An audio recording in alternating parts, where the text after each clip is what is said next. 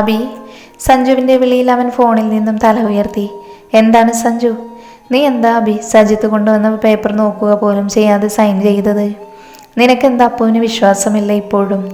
അതല്ല അബി, ഒരു ചെറിയ മിസ്റ്റേക്ക് വന്നാൽ നീ ഇതുവരെ ചെയ്ത എല്ലാം വെറുതെയാവും. എൻ്റെ ഓർമ്മ വെച്ച കാലം തൊട്ട് എൻ്റെ അച്ഛൻ ബിസിനസ് ചെയ്യുന്നു, അത് കണ്ട് വളർന്നത്. പക്ഷേ ഇതൊക്കെ തന്നെയാണെങ്കിലും സത്യം പറയാലോ അബി, അക്കൗണ്ട്സ് തൊട്ട് പോയാൽ എൻ്റെ കൈ വിറയ്ക്കും. പക്ഷേ അപ്പോൾ അവൻ എങ്ങനെ എനിക്ക് അത്ഭുതമാണ്. അക്കൗണ്ട്സ് തൊട്ടുപോയ അവൻ്റെ കൈവിരയിൽ നിന്റെ തലയടിച്ച് ഞാൻ പൊളിക്കും. ഈ ഒരു കാര്യം വരുമ്പോഴാണ് നമ്മൾ രണ്ടുപേരും പിടങ്ങുന്നത്. അപ്പോൾ അവൻ ആള് ബ്രില്യൻ്റ് ആണ്. പിന്നെ ഞാൻ സൈൻ ചെയ്തത് എൻ്റെ ഓഫീസിൽ ₹1 അങ്ങോട്ടോ ഇങ്ങോട്ടോ മാറിക്കിടന്ന ഞാൻ അറിയും. അതിനെ കുത്തിയിരുന്ന് മുഴുവനൊന്നും നോക്കേണ്ട. പിന്നെ പപ്പു ചെയ്യുന്നത് അവൻ്റെ പ്രായത്തിന് ചെയ്യാൻ പറ്റുന്നതിനപ്പുറമാണ്. ആ തലയാണ് എനിക്ക് വേണ്ടത്. സിവിൽ സർവീസ് അതവന് പറ്റും. അവിടെ വന്നിരുന്ന് ഓരോന്ന് ചെയ്യുന്നതിൽ കൂടെ അവൻ കൂടുതൽ കോൺഫിഡൻ്റ് ആവുകയാണ്. ആദ്യത്തെ മാസം ഞാൻ ഉണ്ടായിട്ടും എന്നെ കൊണ്ട് കണക്കൊന്നും പറ്റില്ല അബിയേട്ട എന്ന് പറഞ്ഞവൻ ഇപ്പം ഞാനില്ലെങ്കിലും അവിടുത്തെ അക്കൗണ്ട്സ് മുഴുവൻ നോക്കും. ആ ഒരു ധൈര്യം വളർത്തിയെടുക്കുക, അതായിരുന്നു വേണ്ടത്. അല്ലാതെ എനിക്ക് ആവശ്യം അവിടെ ഒരു ജോലിക്കാരനെ ഉണ്ടായിട്ടല്ല. ഇപ്പോൾ അവന് തോന്നുന്നുണ്ട് എനിക്കിതൊക്കെ സാധിക്കുമെന്ന്.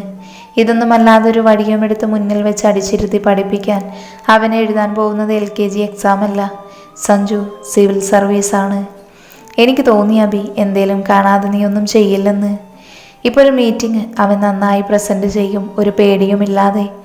എക്സാം ടൈമിൽ അവൻ്റെ മുന്നിലിരുന്ന് ആരെന്ത് ചോദ്യം ചോദിച്ചാലും അവൻ നന്നായി അത് കൈകാര്യം ചെയ്യും. അതാണ് വേണ്ടത്. അതൊക്കെ പോട്ടെ, അക്കൗണ്ട്സ് തൊട്ട് പോയാലുള്ള കൈവിറയിൽ മാറ്റണോ? വെറും 1 മാസം, ഒറ്റ മാസം കൊണ്ട് മാറ്റിത്തരാം. എൻ്റെ കൂടെ പോര്. അയ്യോ വേണ്ട അബി, എപ്പോഴും നീ ഒരു കാര്യം ഓർക്കണം. നിന്റെ ഫ്രണ്ട് നിന്ന് കവിഞ്ഞ് ഞാൻ നിന്റെ പെങ്ങളുടെ ഭർത്താവാണ്. നിന്റെ ഒപ്പം ഞാൻ ഓഫീസിൽ കണക്ക് ക്ലാസ്സിന് വന്നാലേ എൻ്റെ പല കണക്ക് കൂട്ടലുകളും തെറ്റും. എൻ്റെ പൊന്നബി, ആളെ വിട്. എങ്കിൽ വേണ്ട, അതൊക്കെ പോട്ടെ സഞ്ജു. സജിത്തും അമ്പവും നല്ല മാച്ചാണല്ലേ? അതെ അബി, പക്ഷേ അമ്മുവിന് വലിയ താല്പര്യമില്ല. ആ കുട്ടിയെ നമുക്ക് നിർബന്ധിക്കാനും പറ്റില്ല. ഇപ്പോഴും ആ കുട്ടിക്ക് ഒരു കല്യാണ താല്പര്യമില്ല എന്ന് തോന്നുന്നു. പിന്നെ അബി, നീ ഇടയിൽ നിന്ന് കല്യാണം നടത്തിയാലും നാളെ ഒരിക്കൽ സജിത്ത് അവന് തോന്നരുത് അവൻ്റെ ലൈഫ് പോയി എന്ന്. എന്താണ് സഞ്ജു, ഇത് ഞാൻ അവനോട് പറഞ്ഞതല്ലേ? സജിത്ത് ഇങ്ങോട്ട് ആവശ്യപ്പെട്ടതാണ്.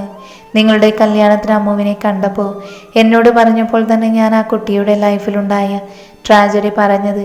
അതറിഞ്ഞപ്പോൾ അവനൊന്ന് ഞെട്ടി. അത് സ്വാഭാവികം. അവൻ്റെ മനസ്സറിഞ്ഞ് ഞാൻ പറഞ്ഞു, നീ ഒന്ന് ആലോചിക്ക്, എന്നിട്ട് തീരുമാനം പറ. ചിലപ്പോൾ ആ കുട്ടിക്ക് നീ വിചാരിക്കുന്ന പോലെ ഒരു ഭാര്യയാവാനൊന്നും പറ്റില്ല. ചിലപ്പോൾ നിങ്ങളുടെ ലൈഫ് നല്ല രീതിയിൽ പോവാൻ 100% ചാൻസ് ഇല്ല എന്ന്. അപ്പോൾ അവൻ എന്താ അബി പറഞ്ഞത്? മുഖത്ത് വന്ന കൗതുകത്തിൽ സഞ്ജു അബിയോട് ചോദിച്ചു. പക്ഷേ എന്നെ ഞെട്ടിച്ചുകൊണ്ട് അപ്പോൾ തന്നെ അവൻ ഓക്കെ പറഞ്ഞു. ആ കുട്ടിയുടെ പാസ്റ്റ് ഒന്നും അവനൊരു പ്രോബ്ലം അല്ല. പിന്നെ ഈ ലൈഫ് എന്നതൊരു ചലഞ്ചല്ലേ. ചിലർ മത്സരിച്ച് ജയിക്കും, ചിലർ തോൽക്കും. ജീവിതത്തിലെ ഏറ്റവും വലിയ പ്രതിസന്ധി ഘട്ടം തരണം ചെയ്ത പെണ്ണാണ് അമ്മു. ഒരു പെൺകുട്ടിക്ക് ജീവിതത്തെപ്പറ്റി ഒത്തിരി പ്രതീക്ഷ കാണും. നമ്മൾ ആണുങ്ങൾ അത് നമ്മളെ കൊണ്ടാവുന്ന രീതിയിൽ സാധിച്ചു കൊടുത്ത് അവരുടെ ഒപ്പം ജീവിക്കും നോർമൽ ലൈഫ്. പക്ഷേ അമ്മു, ആ കുട്ടിക്ക് ജീവിതത്തിലെ വലിയ പ്രതീക്ഷയൊന്നും കാണില്ല. അങ്ങനെയുള്ളൊരു പെൺകുട്ടി എൻ്റെ ലൈഫിൽ വന്ന ഞങ്ങളുടെ ലൈഫ് ഡിഫറെൻ്റ് ആവില്ലേ? അതും പറഞ്ഞു. പിന്നെ ഒരു മാസ ഡയലോഗും, ഈ ഭൂമി വേട്ടക്കാർക്ക് മാത്രമുള്ളതല്ല, വേട്ടയാടപ്പെട്ടവർക്കും ഉള്ളതെന്ന്. പിന്നെ ഞാനൊന്നും പറഞ്ഞില്ല സഞ്ജു, തരിച്ചു നിന്നു. വല്ലാത്ത ജാതി മനുഷ്യൻ. കുറച്ചു മുന്നേ ഇതൊക്കെ അറിഞ്ഞിരുന്നു എങ്കിൽ അബി, ഞാൻ അവനെ കണ്ട ഉടനെ കെട്ടിപ്പിടിച്ചൊരു ഉമ്മ കൊടുത്തേനെ. സത്യം സഞ്ജു, ഈ ഭൂമിയിൽ കാമം വാഴുന്ന കാലം ഓരോ ദിവസവും ഓരോ പുതിയ അമ്മു ജനിക്കും. പക്ഷേ സജിത്തിനെ പോലെ ചിന്തിക്കുന്നവർ അവർക്കൊപ്പം ഉണ്ടെങ്കിൽ പിന്നെ നടക്കുന്നത് ചരിത്രമാണ്, വൻ ചരിത്രം. അബിയേട്ടാ. ആമയുടെ വെളിയിൽ സംസാരം മുറിച്ച് അബി എണീറ്റു. എന്താ ആമി, നമുക്കിറങ്ങാം, ഹോസ്പിറ്റലിൽ നിന്നാൽ മതിയോ? അയ്യോ ശരിയാ, വാ സഞ്ജു, നമുക്ക് വീട്ടിൽ പോയി ബാക്കി പറയാം. അത് പറഞ്ഞ് അബി മുന്നോട്ട് നടന്നു. സഞ്ജുവേട്ടാ. എന്താണ് മുടിഞ്ഞ സ്നേഹത്തിലുള്ളൊരു വിളി? ആമയുടെ വിളിയിൽ സഞ്ജു തിരിഞ്ഞു നിന്നു. അതെ, ഞാനൊരാഴ്ച വീട്ടിൽ നിന്നാലോ എന്നാണ് ആലോചന. കുഞ്ഞാറ്റ അവളെ കണ്ട് കൊതി തീർന്നില്ല. എന്താണ് സഞ്ജുവേട്ടൻ്റെ അഭിപ്രായം? വളരെ നല്ല അഭിപ്രായം. നീ നിന്നോടി, ഒരാഴ്ച കഴിഞ്ഞ് വന്നാൽ മതി. എന്നെന്താ പറ്റിയത്? അല്ലെങ്കിൽ വീട്ടിൽ നിൽക്കുന്ന കാര്യം പറഞ്ഞ എൻ്റെ തലയെടുക്കുന്ന ആളാണ്. പുതിയ തിരിച്ചറിവുകൾ ആമി. നീ എൻ്റെ ഭാര്യയാണ് എന്ന് വെച്ച് എൻ്റെ ഇഷ്ടത്തിനനുസരിച്ച് തുള്ളുന്ന പാവയൊന്നുമല്ല. നിനക്കും നിൻ്റെ ഇഷ്ടം ഉണ്ടല്ലോ. എന്നാലും എൻ്റെ സഞ്ജു ഏട്ടാ, ഇതെന്താ പറ്റിയത്? തലയിൽ വല്ലതും വീണോ? എൻ്റെ ആമി, നമ്മുടെ മുന്നിൽ ചില അഡാർ ഐറ്റങ്ങൾ വരുമ്പോൾ നമ്മൾ മാറിപ്പോകും. കുറച്ച് മുന്നേ വരെ നിൻ്റെ ചേട്ടൻ ചെയ്യുന്ന എന്തോ അതായിരുന്നു എനിക്ക് മാസ്. ഇപ്പം നിൻ്റെ ചേട്ടനൊക്കെ എന്ത്? അവനെ മൊത്തത്തിൽ വിഴുങ്ങുന്നൊരൈറ്റം. എന്തായി പറയുന്നത്? അതൊക്കെ പിന്നെ പറയാം, നീ വാ. ഈശ്വര, ഇനി ഇത് ഞാൻ ആള് മാറി വല്ല ഇഞ്ചക്ഷൻ കിട്ടിയോ അതോ വട്ടായോ? സഞ്ജു പോയത് നോക്കി ചിരിയോടെ ആമി പറഞ്ഞു. സഞ്ജു വീടിനുള്ളിലേക്ക് വന്നപ്പോൾ എന്തോ ആലോചിച്ച് നിൽക്കുന്ന അഭിയാണ് കണ്ടത്. എന്താ അഭി പറ്റിയത്? സഞ്ജു, അമ്മ ചതിച്ചു. എന്താ കാര്യം? ലച്ചുവും മോളും ഇനി തൊട്ട് അമ്മയുടെ ഒപ്പം താഴെയാണ് കിടക്കുന്നത്. ആ, എത്ര മനോഹരമായ ആചാരം. ചിരിയോടെ അത് പറഞ്ഞ് സഞ്ജുവിനെ അഭി ഒന്ന് നോക്കി. പഴുത്തയില വീഴുമ്പോൾ പച്ചില ചിരിക്കും. നിന്റെ വിധിയും ഇതൊക്കെ തന്നെ. ആ മുറിയിലേക്ക് ആവശ്യമില്ലാതെ കയറി പോവരുത് എന്നാണ് ഓർഡർ. എങ്കിലും ഇതൊക്കെ ആരാവും കണ്ടുപിടിച്ചത്? കുറ്റം പറയാൻ പറ്റില്ല. നിന്നെ പോലെയുള്ള ഐറ്റമൊക്കെ അല്ലേ മുതൽ ചിലപ്പോൾ. ദേ സഞ്ജു, ഒരുമാതിരി വർത്താനം പറയരുത്. കുഞ്ഞിനെ കാണുക എന്നതാണ് ലക്ഷ്യം, അല്ലാതെ നീ പറയും പോലെ. ഉറക്കാണോ എന്ന് നോക്കിയിട്ട് വരട്ടെ. ആര് ഉറക്കം ആണോ എന്ന്? കുഞ്ഞ്, ഞാൻ നോക്കി വരാം. നീ ഇവിടെ നിൽക്കണേ. എൻ്റെ അബി, ആളെ വിട്. തെറി കേൾക്കാൻ എനിക്ക് വയ്യ. അബി. രാജിയുടെ വിളിയിൽ അബി അങ്ങോട്ട് നോക്കി. എന്താ അമ്മ? വന്നപ്പോൾ തൊട്ടേ ഈ നിൽപ്പ് തുടങ്ങിയതല്ലേ, ഒന്ന് പോയി കിടന്നുറങ്ങു നീ. അതമ്മേ, ഞാൻ മോളെ കാണാൻ, പ്ലീസ്. അയ്യോ ശരി, ഇനി മോളെ കാണാതെ നീ ഉറങ്ങാതിരിക്കണ്ട. ഉറങ്ങിക്കിടക്കുന്ന മോളോ കുഞ്ഞോ ഉണർന്ന നിന്റെ തലക്കിട്ട് ഞാൻ തരും. അയ്യോ ഇല്ല, ദേ വരുന്നു സഞ്ജു. അത് പറഞ്ഞ് ലക്ഷ്മി കിടക്കുന്ന മുറിയിലേക്ക് പോയ അബിയെ സഞ്ജു ചിരിയോടെ നോക്കി. ഉറക്കത്തിൽ പോലും ഒരു കൈകൊണ്ട് കുഞ്ഞിനെ തന്നോട് ചേർത്ത് പിടിച്ച മാതൃത്വം. അബിയെ കണ്ടതും ആ കുഞ്ഞിനെ നോക്കിയിരുന്ന അമ്മൂന്ന് ചിരിച്ചു. ഉറങ്ങുന്ന ലക്ഷ്മിയും മോളും അബി അടുത്ത് ചെന്ന് ആ കുഞ്ഞിലം നെറ്റിയിൽ അമർത്തി ചുംബിച്ചു. ഉറക്കത്തിനിടയിൽ വന്ന തടസ്സം ഇഷ്ടമാവാതെ കുഞ്ഞാവ് ചെറുതായി ഒന്ന് ചിണുങ്ങിയെങ്കിലും വീണ്ടും കണ്ണു മുറുക്കി അടച്ചുറക്കം പിടിച്ചു. ലക്ഷ്മിയൊന്ന് തലയിൽ തലോടി അബി റൂം വിട്ടു. എന്താ, സന്തോഷമായോ? പുറത്തുനിന്ന് സഞ്ജുവിൻ്റെ ചോദ്യം കേട്ട് അബി ഒന്ന് ചിരിച്ചു. പിന്നെ മനസ്സ് നിറഞ്ഞു. വാ സഞ്ജു, നമുക്കുറങ്ങാം. പിന്നെ നിനക്ക് കൂട്ടുകിടക്കാൻ ഞാൻ ആരാ? നിന്റെ ഭാര്യയോ? പോയി കിടന്നുറങ്ങി ചെക്ക, എനിക്ക് വേറെ പണിയുണ്ട്. ജൂലിയുടെ കടി കൊള്ളാൻ പോവുക ആണെങ്കിൽ നിന്റെ വിധി. ചിലങ്കയുടെ ശബ്ദം കേട്ടാണ് സഞ്ജു ആമിയുടെ റൂമിലേക്ക് ചെന്നത്. ആമി തൻ്റെ ചിലങ്ക കയ്യിലെടുത്ത് വെച്ച് അതിനെ തലോടി. ഒരു നിമിഷം ആ കാഴ്ച സഞ്ജു നോക്കി നിന്നു. എന്താണ് സഞ്ജു ഏട്ടാ, ഡോറിൻ്റെ അവിടെ സ്റ്റെക്കായി പോയേ? നിനക്കെന്താടി, പുറകിലും കണ്ണുണ്ടോ? കണ്ണൊന്നുമില്ല, പക്ഷേ മൂക്കിനറിയാം. എത്ര വർഷമായി കാണുന്നു. ബെഡിൽ നിന്നും എണീറ്റ് ചിരിയോടെ ആമി സഞ്ജുവിനെ നോക്കി. ഇന്നെന്താ എൻ്റെ ഭാര്യ നല്ല ഹാപ്പിയാണല്ലോ, എന്താ കാര്യം? എനിക്കൊരു ഓഫർ, ഒരു ഡാൻസ് വീഡിയോ, ഒരു കവർ സോങ് ആണ് സംഭവം. പക്കാ ക്ലാസിക്കൽ. എൻ്റെ ഡാൻസിൻ്റെ പാഷൻ അറിയാവുന്ന ഒരു ഫ്രണ്ട് അവർ വെച്ച ഓഫറാണ്. 3 വർഷം മുന്നേ അവൻ്റെ ചേട്ടനൊരു ആൽബമൊക്കെ ചെയ്യുന്ന ആളാണ്. പക്ഷേ സഞ്ജുവേട്ടൻ അറിയാലോ, ആ ടൈം ഞാൻ നോ പറഞ്ഞു. പിന്നെ അതിനെപ്പറ്റി തിരക്കിയില്ല. ദേ ഇപ്പോൾ അവൻ വീണ്ടും വിളിച്ചു. അത് അഭിരാമി തന്നെ ചെയ്യണമെന്ന് പറഞ്ഞു. എന്താ സഞ്ജുവേട്ട, ഞാൻ ശ്രമിക്കട്ടെ? തൻ്റെ നെഞ്ചിലേക്ക് ചിലങ്കയും മുഖവും ഒന്നിച്ച് ചേർത്ത് വെച്ച് അത്രയും പറഞ്ഞ ആമിയുടെ നെറുകയിൽ സഞ്ജു സ്നേഹത്തിൽ ചുണ്ടമർത്തി. നിനക്ക് വന്ന ഓഫർ അതുകൊണ്ട് മാത്രം നീ ഇത്ര ഹാപ്പി ആവില്ല. എന്താണ്, ഈ സോങ് പാടാൻ പോകുന്നത് അഭിയാണോ? സഞ്ജുവിൻ്റെ നെഞ്ചിൽ നിന്ന് മുഖമെടുത്ത് ആമി അവനെ നോക്കി. സഞ്ജുവേട്ടന് ഞങ്ങളുടെ 2 പേരുടെയും മനസ്സ് നല്ലപോലെ അറിയാം. അവനിൽ നിന്നും ഒഴിയാൻ ഞാൻ വെച്ച ഓഫറാണത്. പാടുന്നത് അഭിരാമി എന്നെൻ്റെ ചേട്ടനാണെങ്കിൽ മാത്രം ഞാൻ ചിലങ്ക കെട്ടാമെന്ന്. ഇപ്പോൾ അവൻ വിളിച്ചു ഓക്കെ പറഞ്ഞു. നിൻ്റെ ചേട്ടൻ പാടി തുടങ്ങി. അപ്പോൾ നമ്മുടെ പ്രൊജക്റ്റ് നോക്കിക്കൂടെ എന്ന്. ബട്ട് അവൻ എങ്ങനെ അറിഞ്ഞു? പെങ്ങൾക്കറിയാമോ ഈ ഓഫർ? ആ അറിയാം. അപ്പോൾ അത് തന്നെ, അതിൽ നിന്ന് ചിന്തിക്കാനൊന്നുമില്ല. അഭി അറിഞ്ഞിട്ടില്ല, അറിഞ്ഞാൽ എന്നോട് പറയും. ഇപ്പോൾ അവൻ എന്നെ വിളിച്ചു വെച്ചതേ ഉള്ളൂ. ജസ്റ്റ് ചിലങ്ക എടുത്തൊന്ന് കയ്യിൽ പിടിച്ച നേരം അത്ര എനിക്ക് ഡാൻസ് നല്ല പേടിയുണ്ട് സഞ്ജുവേട്ട. നിനക്ക് പറ്റും, കാരണം നിന്റെ ഡാൻസ് എന്ന സ്വപ്നം അതിലും എത്രയോ മേലെയാണ്. നിനക്ക് ചേട്ടനോടുള്ള സ്നേഹം, അവനിലെ ഗായകൻ എന്ന സ്വപ്നം, ഇത് രണ്ടും നടക്കും. അത് പറഞ്ഞുകൊണ്ട് സഞ്ജു ആമിയുടെ കാല് തൻ്റെ മടിയിൽ എടുത്തു വെച്ചു. അവളുടെ കയ്യിൽ നിന്ന് ചിലങ്ക വാങ്ങി ആ കാലിൽ കെട്ടി ആ കാലിൽ അമർത്തി ചുംബിച്ചു.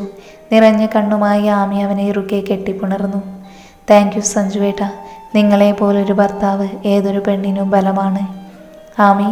എന്താ സഞ്ജുവേട്ട? ജൂലി പരിസരത്തൊന്നുമില്ലല്ലോ, എന്തേ വിളിക്കണോ? അയ്യോ കടി കൊള്ളാൻ വയ്യ അതാ.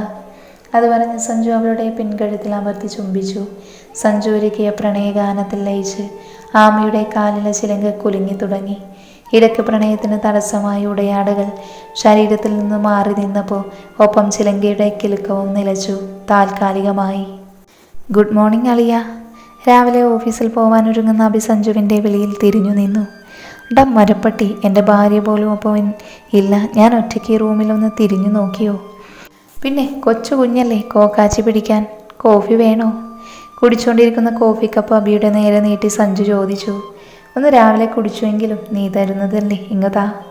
എന്താണ്, അയൺ ബോക്സൊക്കെ ഷർട്ട് അയൺ ചെയ്യാണോ?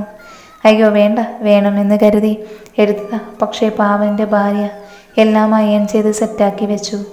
സത്യം പറയാലോ, കൂടെയുള്ളപ്പോൾ ഒന്നും അറിയില്ല. ഇപ്പം എൻ്റെ സോക്സ് പോലും കബോർഡിൽ എവിടെയിരിക്കുന്നെന്ന് പോലും എനിക്കറിയില്ല. കുളി കഴിഞ്ഞ് വന്ന് ഇടാനുള്ള ഡ്രസ്സ്, സോക്സ് എന്തിനു പറയുന്നു, കാറിൻ്റെ ചാവി വരെ ബെഡിൽ കാണും. അതൊക്കെ ഒരു കാലം.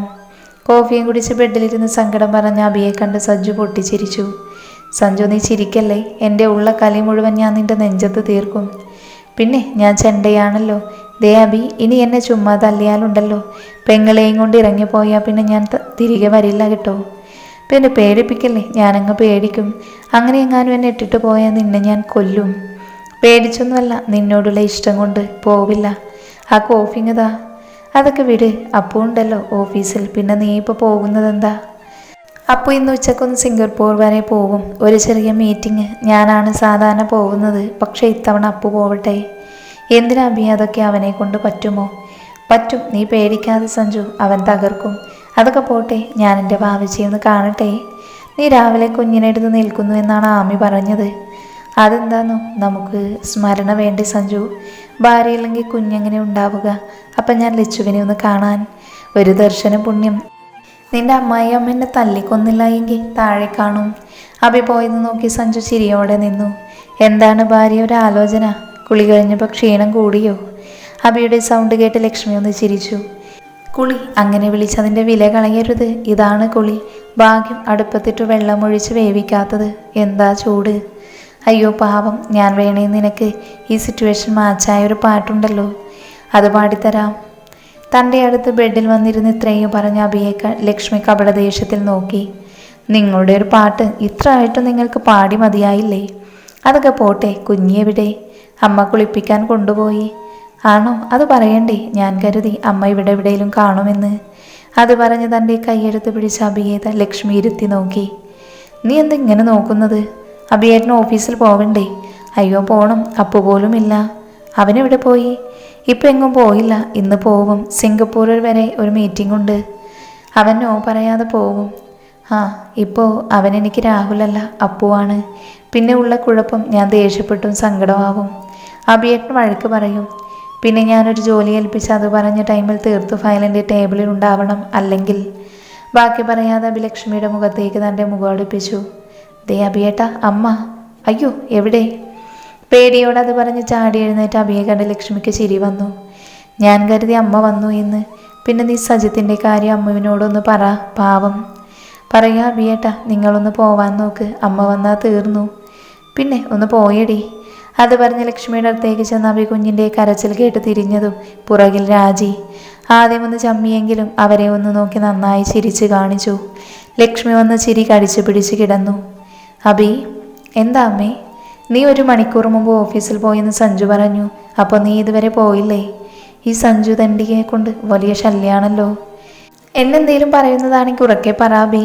തന്നെ നിന്ന് വർത്താനം പറയുന്ന അബിയെ നോക്കി രാജി പറഞ്ഞു.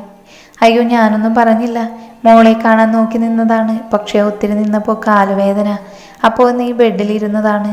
എൻ്റെ പൊന്നു, ഇങ്ങ് തന്നേക്കമ്മേ. എന്തു തരാൻ? തൻ്റെ നേരെ കൈനീട്ടി അബിയുടെ അടുത്ത് ചിരിയോടെ രാജി ചോദിച്ചു. കുഞ്ഞിനെ ഒന്ന് എടുത്തിട്ട് ഞാൻ പോട്ടെ. തൻ്റെ നേരെ നീട്ടിയ കുഞ്ഞിനെ അവൻ വാങ്ങി നെഞ്ചോട് ചേർത്തു. ആ നെഞ്ചിലെ ചൂടറിഞ്ഞ് കുഞ്ഞിക്കണ്ണുകൾ തുറന്നു. പക്ഷേയെങ്കിലും ആ സ്നേഹച്ചൂടിൽ അലിഞ്ഞ് തൻ്റെ കണ്ണുകൾ വീണ്ടും അടച്ചു. അമ്മു. ലക്ഷ്മിയുടെ വിളി കേട്ട് അമ്മു തൻ്റെ തല ഉയർത്തി. എനിക്കറിയാം ലച്ചു, നീ പറയാൻ പോകുന്നത് സജിത്ത് അദ്ദേഹത്തെ പറ്റിയല്ലേ? അതേ അമ്മു, നിന്നെ ഒത്തിരി സ്നേഹിക്കുന്നു. പക്ഷെ ലച്ചു, എനിക്ക് അദ്ദേഹത്തിന് നല്ലൊരു ഭാര്യയാവാനൊന്നും പറ്റില്ല. ശരീരത്തിലുണ്ടായ മുറിവ് കരിഞ്ഞു. പക്ഷേ മനസ്സ് രണ്ടുപേർ തമ്മിൽ ജീവിക്കുമ്പോൾ ഒരേപോലെ ഉള്ളവർ വേണ്ടേ? അദ്ദേഹത്തിൻ്റെ ഒപ്പം ഒരു യോഗ്യതയും എനിക്കില്ല. അമ്മു, അതൊക്കെ തോന്നലാണ്. സ്നേഹമാണ് വലുത്. ഞാനും അഭിയേട്ടനും തമ്മിൽ എന്തെങ്കിലും ചേർച്ചയുണ്ടോ? ഇല്ല. പക്ഷേ അഭിയേട്ടൻ എന്നെ ഒത്തിരി സ്നേഹിക്കുന്നു. അതിൻ്റെ 10,000 മടങ്ങ് ഞാനും. നിങ്ങൾ തമ്മിലൊരു ചേർച്ചയും കാണില്ല. പക്ഷേ അഭിറാം എന്ന ഭർത്താവിന് നീ കൊടുത്തത് പരിശുദ്ധമായ ഒരു ശരീരമാണ്. എനിക്കില്ലാത്തതും അതാണ്. ഒരു ഭർത്താവ് മോഹിക്കുന്നൊരു പരിശുദ്ധിയും എനിക്കില്ല. ഇനിയും ഞാൻ ജീവിതത്തിൽ തോറ്റുപോയ എനിക്കൊരു തിരിച്ചുവരവുണ്ടാവില്ല. ഒന്നുകിൽ സ്വയം മരണം, അല്ലെങ്കിൽ മുഴുഭ്രാന്ത്. പക്ഷെ എനിക്ക് ജീവിക്കണം ലച്ചു, എൻ്റെ അപ്പുവിന് വേണ്ടി. അഭിയേട്ടൻ അവന് മുൻപിൽ വെച്ച് നീട്ടിയതൊരു നല്ല ജീവിതമാണ്. ഡിഗ്രിക്ക് ഫസ്റ്റ് റാങ്ക് വാങ്ങിയിട്ടും അവൻ ഓട്ടോ ഓടിച്ചത് അവൻ്റെ ഗതികേട് കൊണ്ടാണ്. പിന്നെ സജിത്ത് ഇപ്പോൾ അഭിറാം എന്ന ബോസിന് വേണ്ടി എന്നെ കെട്ടുന്നതാണെങ്കിലോ? അല്ല അമ്മു, അവനെ ഇഷ്ടം കൊണ്ടാണ്. പിന്നെ രാഹുൽ ജീവിതം എങ്ങനെ ജീവിച്ചു തീർക്കും? നിനക്ക് ജീവിതം ഇല്ലാതെ അവൻ എങ്ങനെ? നീ എന്നെ വിശ്വസിക്കാൻ ഞാൻ പറയുന്നില്ല. പക്ഷെ അഭിയേട്ടൻ നിനക്ക് നല്ലത് മാത്രമേ ചെയ്യൂ. നിറഞ്ഞ കണ്ണുമായി അമ്മു ലക്ഷ്മിയെ കെട്ടിപ്പിടിച്ചു. എനിക്ക് കുറച്ച് സമയം തരണം, ഞാൻ ശ്രമിക്കാം. മതി, ഇത് കേട്ടാൽ മതി. സജിത്ത്, അവനെ പോലെ ഒരാൾ നിന്റെ ഭാഗ്യമാണ്. തന്നോട് അത്രയും പറഞ്ഞ ലക്ഷ്മി അമ്മു ഒന്നുകൂടെ ചേർത്ത് പിടിച്ചു. കുഞ്ഞി പകൽ മുഴുവൻ ഉറങ്ങി. രാത്രി ആരെയും ഉറങ്ങാൻ സമ്മതിക്കാതെ തൻ്റെ അലാറം ഓൺ ചെയ്യും. അച്ഛനും അപ്പവും കൊണ്ട് നടന്ന് നേരം വെളുപ്പിക്കും. ആമിയാണെങ്കിൽ പേര് തപ്പി നടപ്പാണ്. ഒടുവിൽ എല്ലാവർക്കും ഇഷ്ടമായ ഒരു പേര് സെലക്റ്റാക്കി. അദ്രിക അബ്രാം വർമ്മ. എല്ലാവരുടെയും ആദു, അമ്മയുടെയും അച്ഛൻ്റെയും കുഞ്ഞി.